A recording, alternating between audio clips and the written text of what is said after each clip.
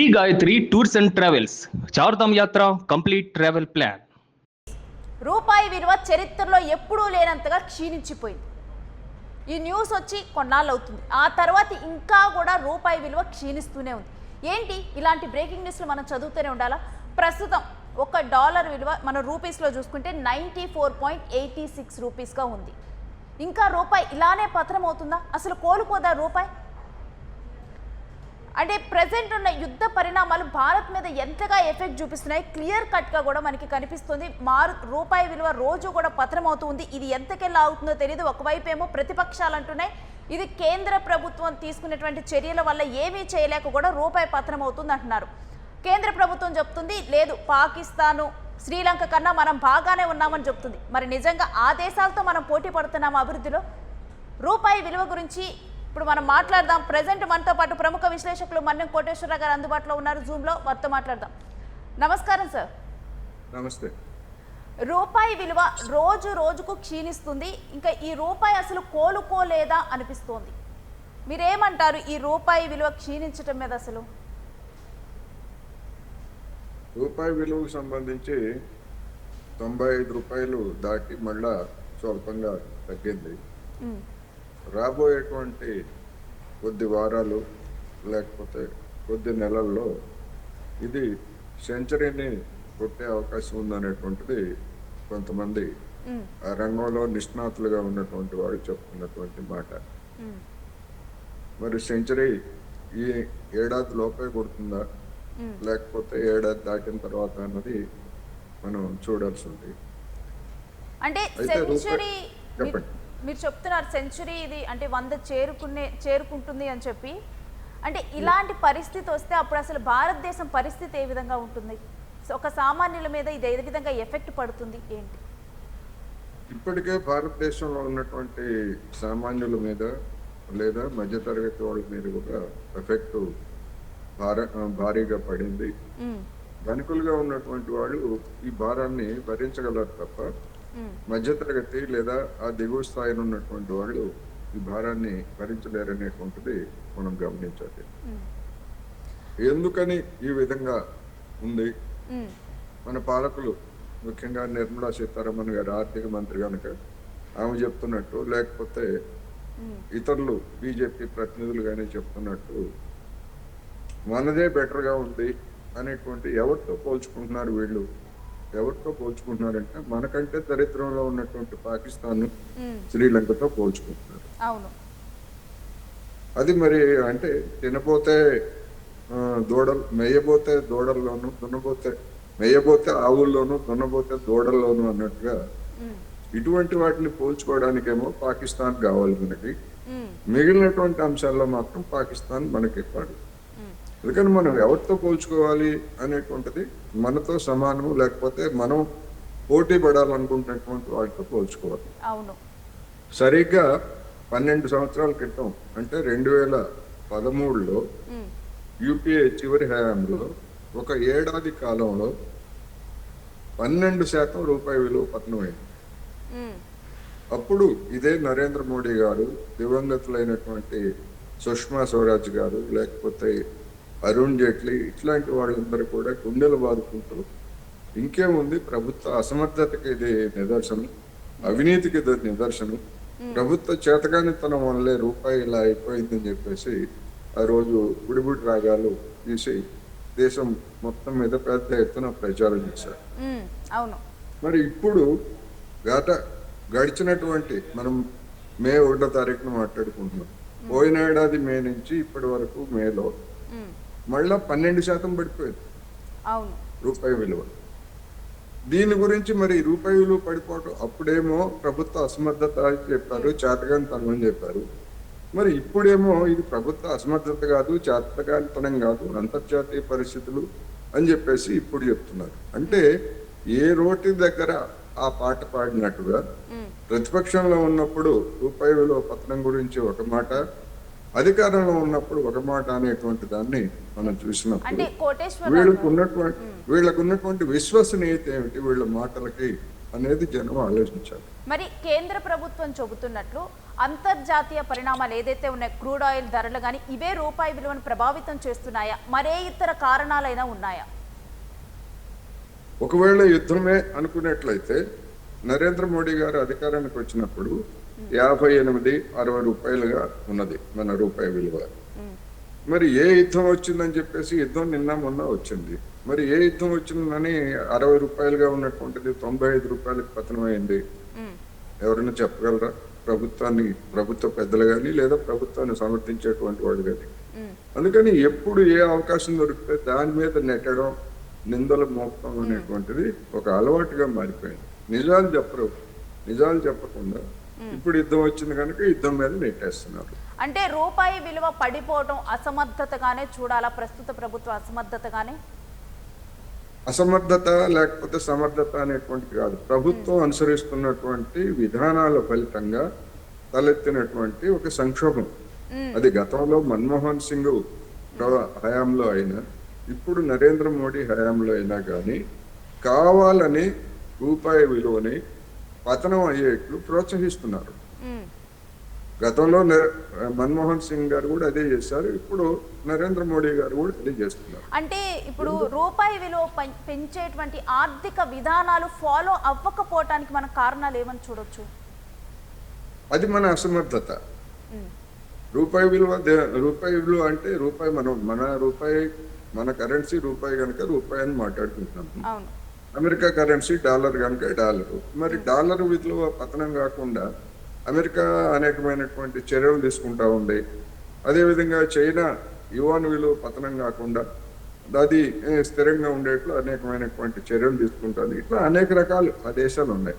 కానీ మన దేశంలో ఎందుకు ఈ విధమైనటువంటి పతనం వస్తూ ఉంది అని చూసుకున్నప్పుడు మనం అనుసరిస్తున్నటువంటి విధానాలు ఏమిటి? విధానం అంటే ఎగుమతులు పెంచుకోవడం ద్వారా మనం ఎక్కువ విదేశీ మారక ద్రవ్యం సంపాదించాలి అనేటువంటిది ఒక వ్యూహం. ఈ వ్యూహం జరగాలంటే ఎట్లా ఎగుమతులు పెరుగుతాయి అంటే మన వస్తువులు ప్రపంచ మార్కెట్లో తక్కువ ధరలకి దొరకాలి. ప్రపంచ మార్కెట్లో తక్కువ ధరలకు దొరకాలి అంటే మన రూపాయి విలువ పతనం కావాలి. ఇదే సింపుల్ లాజిక్. అందుకని దానివల్ల ఏమవుతా ఉంది, మన ఎగుమతిదారులకు రూపాయి విలువ పడిపోతే మన ఎగుమతిదారులు సంతోషపడతారు. ఏ వస్తువు అయినా సేవలైనా ఎగుమతి చేసే వాళ్ళు సంతోషపడతారు. అదేవిధంగా విదేశాల్లో నుంచి మనకి డబ్బులు పంపించేటువంటి వాళ్ళు అంటే గల్ఫ్ దేశాలు కావచ్చు, అమెరికా కావచ్చు, ఆఫ్రికా కావచ్చు, ఆ దేశాల్లో ఉద్యోగాలు చేస్తూ మన దేశానికి డబ్బులు పంపించేవాళ్ళు వాళ్ళు సంతోషపడతారు. వాళ్ళు ఎంతమంది ఉంటారంటే చాలా తక్కువ మంది ఉంటారు.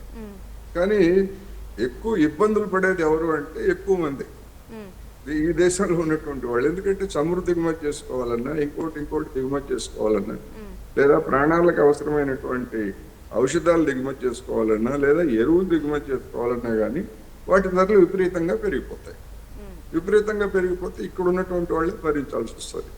అందుకని ఎప్పుడు కూడా ఈ ఎగుమతి దిగుమతి రూపాయి విలువ పతనము లేకపోతే రూపాయి విలువ పెరుగుదల దానికి వచ్చేసరికి రెండు కోణాలు ఉంటాయి. ఒకళ్ళు సంతోషిస్తారు, ఒకళ్ళు ఏడిపిస్తారు.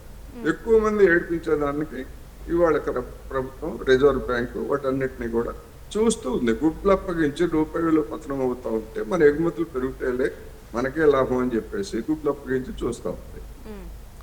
పోనీ దానికి అనుగుణంగా మరి జనానికి ఆదాయం పెంచి ఆ పెంచినటువంటి ఆదాయానికి అనుగుణంగా ఉన్న జీవన పరిస్థితులు మెరుగుపరుస్తున్నదా అంటే అటువంటి మెరుగుపరుస్తూ లేదు. ఉదాహరణకు జపాన్ ఉన్నది. జపాన్ విలువ కరెన్సీ విలువ కూడా చాలా తక్కువ ఉంటుంది డాలర్తో పోల్చినప్పుడు. కానీ మరి జపాన్లో ఉన్నటువంటి వేతనాలు అవన్నీ కారణంగా మరి మనకంటే అక్కడ వేతనాలు కావచ్చు, ఇతరత్ర మెరుగైనటువంటి పరిస్థితులు అక్కడ ఉన్నాయి కనుక వాళ్ళ విలువ పతనమైనప్పటికీ మనలాగా జీవన పరిస్థితులు దిగజారలేదు అక్కడ. అందుకని ప్రత్యామ్నాయంగా చూపించలేకపోవడం అనేటువంటిది ప్రభుత్వ విధానాల వైఫల్యం అనేటువంటిది మనం అర్థం చేసుకోవాలి. ప్రపంచ దేశాలతో మనం పోలిస్తే ఇప్పుడు రూపాయి అంటే మిగిలిన దేశాల కన్నా మనం కొంచెం బాగానే ఉన్నాం అనుకోవాలా? మరీ కొన్ని దేశాలు అయితే లాక్డౌన్ సిచ్యువేషన్లో కానీ ఇంకా కానీ ఈ పరిస్థితుల్లో ఇంకా కూడా చాలా ఘోరమైన స్థితికి దిగజారాయి అని చెప్తున్నాయి. ఏం ఉపయోగం? మనకి ఏం ఉపయోగం? ఇప్పుడు పాకిస్తాన్ దివాలా తీసింది, మనకేమన్నా ఉపయోగమా? లేదా బంగ్లాదేశ్ దివాలా తీసింది, శ్రీలంక దివాలా తీసింది. మనకి ఏంటి? మన మన యొక్క మానసికమైనటువంటి సంతృప్తి తప్ప, కొంతమంది బుర్రల్లో ఉండేటువంటి మానసికమైనటువంటి సంతృప్తి తప్ప మనకేంటి ఆ దేశాలు దివాళా తీస్తే? మనం ఏమిటనేటువంటిది నేను ఇందాక చెప్పినట్టుగా 2013లో మనతో పాటు ఇండోనేషియా, బ్రెజిల్, అదేవిధంగా సౌత్ ఆఫ్రికా కరెన్సీస్ కూడా 11, 12, 13 ఆ శాతాలు చొప్పున 13 ఏళ్ళకి తగ్గాయి. మరి ఇప్పుడుకి వచ్చేసరికి ఆ బ్రెజిల్, ఆ సౌత్ ఆఫ్రికా, ఎందుకంటే అవి కూడా మనలాంటి వర్ధమాన దేశాలే కదా. పాకిస్తాన్ లాంటి దివాళా తీసిన దేశాలు కాదు, లేకపోతే బంగ్లాదేశ్ లాంటి దేశాలు కాదు అవి. మనతో పాటు మనతో ఉన్నటువంటి ఉన్నాయి. మరి ఆ దేశాల కరెన్సీ 12% చొప్పున పెరిగింది ఈ ఏడాది కాలంలోనే. మనది 12% తగ్గితే అది పెరిగింది. అదేవిధంగా టర్కీ దేశం అనేది 17% దిగజారింది, మనకంటే దరిద్రంగా దిగజారింది. మనతో పాటు గతంలో ఉన్నటువంటి ఇండోనేషియా కేవలం 4% మాత్రమే దిగజారింది. అందుకని మనం ఎవరితో పోల్చుకోవాలి? మనకంటే దరిద్రంతో ఉన్నటువంటి వాళ్ళు పోల్చుకుంటే మనం మెరుగ్గానే ఉంటాం. అందుకని పోల్చుకోవాల్సింది ఎవరితో అనేటువంటిది కూడా ఇక్కడ సమస్య. అండ్ ఇంకొకటి మనం చూస్తే మేజర్ అంశం దీంట్లో స్టాక్ మార్కెట్. ఇన్వెస్టర్లు మార్కెట్ విషయంలో మనం ఇప్పుడు చూసుకుంటే భారత్లో స్టాక్ మార్కెట్లో ఇన్వెస్ట్ చేసే వాళ్ళు కూడా పెరిగిపోతున్నారు. కానీ ఈ పడిపోతున్నటువంటి రూపాయితో ఒక అర్థంగానే ఒక అనిశ్చిత పరిస్థితి నెలకొంటున్న స్టాక్ మార్కెట్లో. ఏంటి స్టాక్ మార్కెట్ పరిస్థితి ప్రస్తుతం? మన దేశంలో స్టాక్ మార్కెట్లో పెట్టుబడులు పెట్టేటువంటి వాళ్ళు 2 రకాలు. స్వదేశీ మదుపుదారులు, అంటే మీరు కావచ్చు, నేను కావచ్చు, వ్యక్తిగతంగా ఏమైనా 4 షేర్లు కొంటే డబ్బులు వస్తాయని పెట్టేటువంటి వాళ్ళు, వ్యక్తిగతమైనటువంటి షేర్లు. అవి కాకుండా షేర్ల వ్యాపారం చేసేటువంటి కొన్ని సంస్థలు, బల్క్గా కొనుగోలు చేసేటువంటి వాళ్ళు, ఇట్లాంటి కొన్ని సంస్థలతో పాటు విదేశీ సంస్థాగత పెట్టుబడిదారులు ఉంటారు. ఇప్పుడు గత కొద్ది నెలలుగా మన దేశంలో ఉన్నటువంటి స్టాక్ మార్కెట్ నుంచి విదేశీ సంస్థాగత పెట్టుబడిదారులు వెనక్కి వెళ్ళిపోతున్నారు. ఎందుకు వెనక్కి వెళ్ళిపోతున్నారు అంటే మన రూపాయి విలువ పతనం అవుతా ఉంది. అమెరికా డాలరు అనేటువంటి దీంతో పోల్చుకుంటే స్థిరంగా ఉంది కనుక అక్కడ వడ్డీ రేట్లు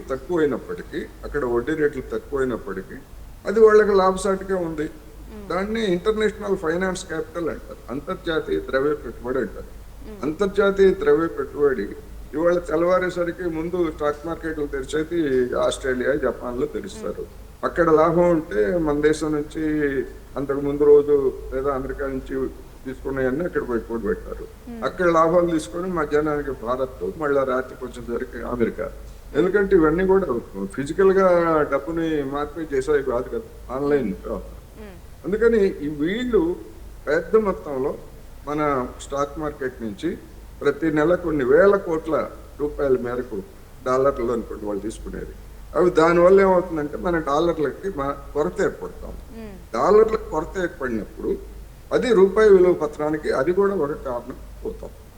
అందుకని గోడ దెబ్బ చెంపదెబ్బ అన్నట్టుగా ఇవన్నీ కూడా. రెండవది చమురు మార్కెట్లో ధరల పెరుగుదల అనేటువంటిది కూడా మన రూపాయి విలువ పత్రానికి అదొక ప్రధానమైనటువంటి కారణం.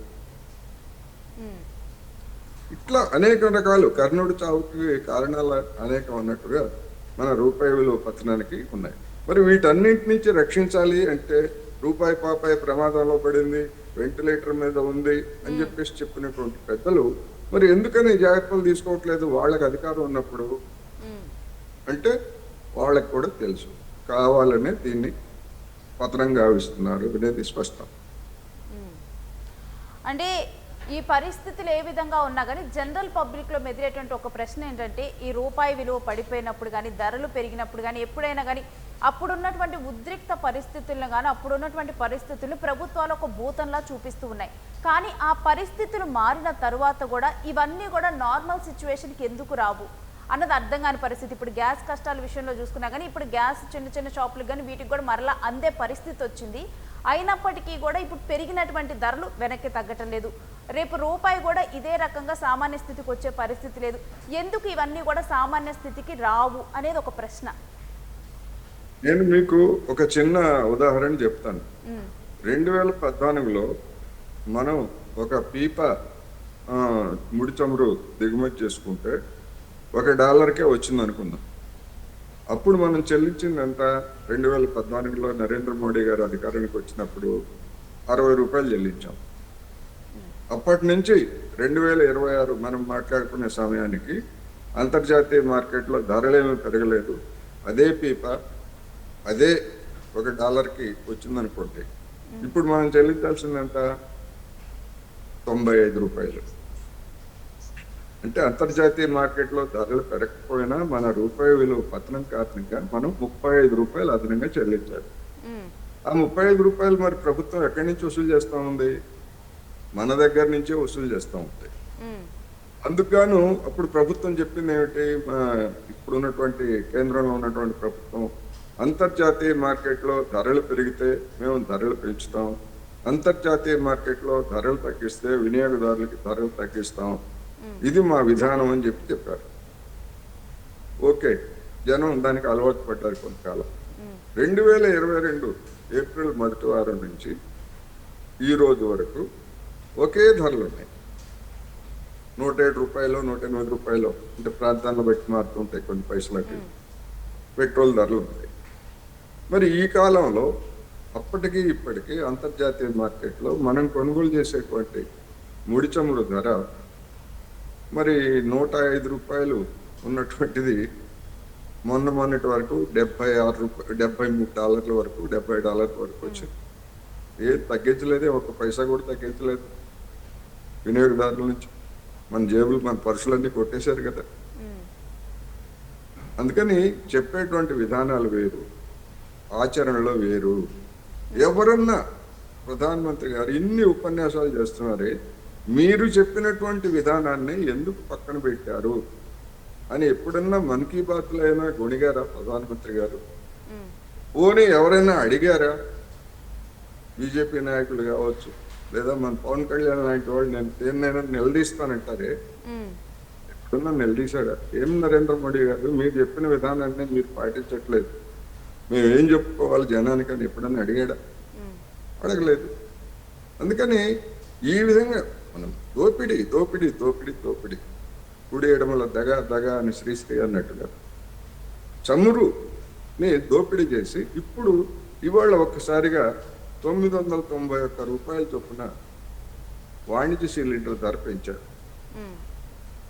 మనకు తెలుసు కదా ఎప్పటి నుంచో ఈ ధరలు పెరుగుతున్నాయి అంతర్జాతీయ మార్కెట్లో.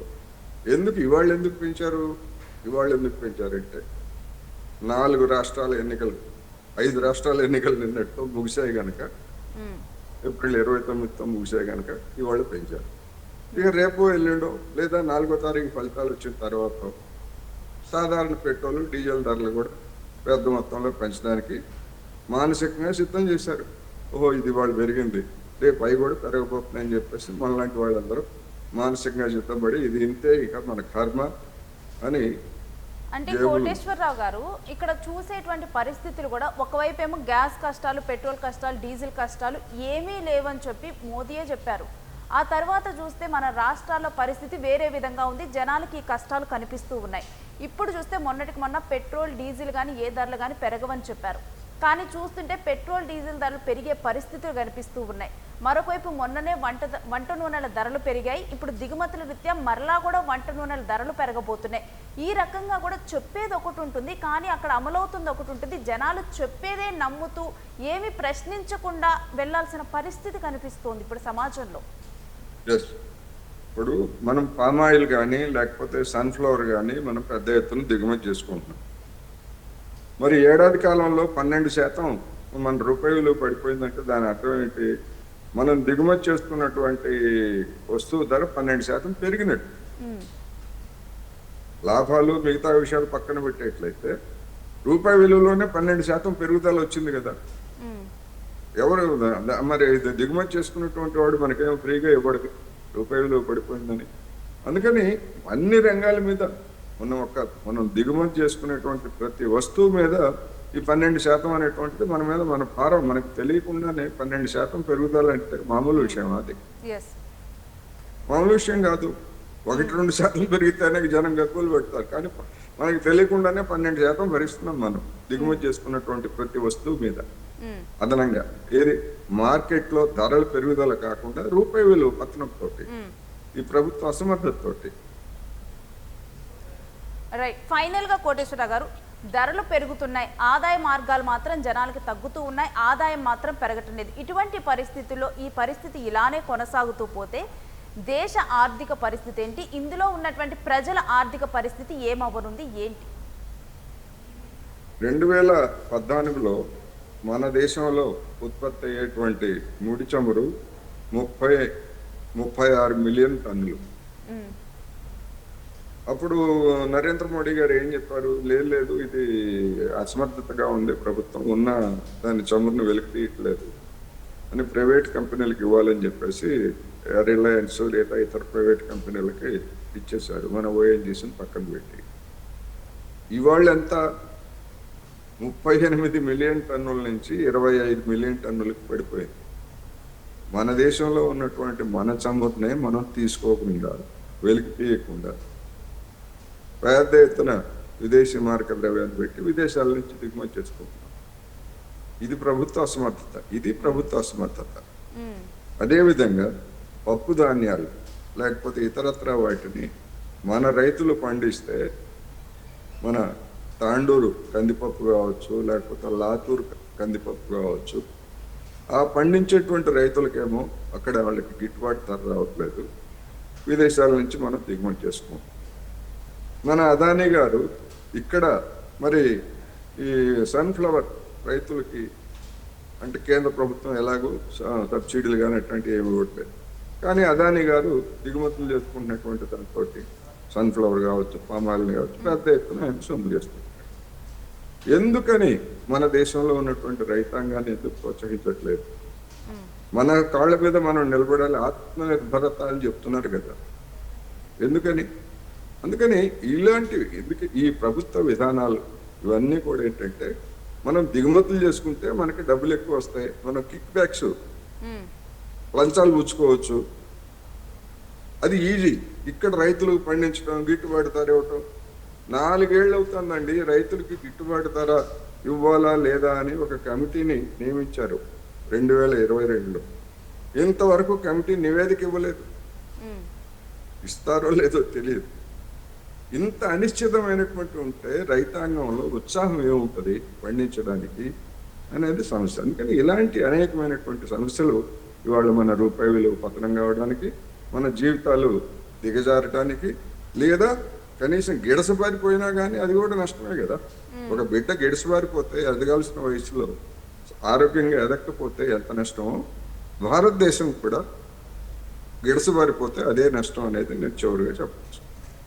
రైట్. థ్యాంక్ యూ కోటేశ్వరరావు గారు, జూమ్లో ఈ అంశం గురించి మాతో క్లియర్ కట్గా కూడా మాట్లాడినందుకు, విశ్లేషించినందుకు. ఇక రూపాయి విలువ పతనం అవటం అనేది భారతదేశ ఆర్థిక వ్యవస్థ మీద తీవ్ర ప్రభావం చూపిస్తుంది. ఇందులోని అంశాలను కనుక మనం చూస్తే, కేంద్ర ప్రభుత్వం అనుసరిస్తున్నటువంటి విధానాలు కూడా రూపాయి విలువ పతనం అవటానికి కారణమవుతున్నాయి. ఇక మనం మిగిలినటువంటి మనకన్నా తక్కువ దేశాలతో కంపేర్ చేసుకోవటం కూడా డెఫినెట్గా కూడా ఏ మాత్రం కూడా ఆమోదం కానటువంటి అంశం. ఇదంతా కూడా కావాలని తమని తాము సమర్థించుకోవడానికి చేస్తున్నటువంటి అంశం. ఇంకా రిజర్వ్ బ్యాంక్ అయితే పడిపోతున్నటువంటి రూపాయి విలువ కొంతమందికి మేలు చేస్తుందని, తమాషా చూస్తూ ఉందని చెప్తూ ఉన్నారు. ఇక ఇటువంటి పరిణామాలన్నీ కూడా సామాన్యుల మీద ఎక్కువగా కూడా ప్రభావం చూపిస్తూ ఉన్నాయి. అంటే రూపాయి విలువ తగ్గిపోవటం వల్ల ధరలు పెరిగిపోయి సామాన్యులు నడ్డి విరుస్తున్నాయి. మరొక వైపు ఆర్థికంగా సామాన్యులు ఏమాత్రం కూడా బలపడటం లేదు. ఈ అన్ని పరిస్థితులతో కూడా ఆర్థికంగా దిగజారిపోవటం, కొనుగోలు శక్తి తగ్గిపోవటం, ఇక ఇప్పటికైనా కానీ ఆర్థికంగా బలపడే చర్యలు చేపట్టకపోతే మాత్రం రూపాయి విలువ ఇంకా తగ్గిపోతుంది. ఇంకా ఇప్పుడు ఏదైతే 94.86 దగ్గర ఉందో రూపాయి విలువ, ఇది 100 వరకు చేరుతుందని చెప్తున్నారు.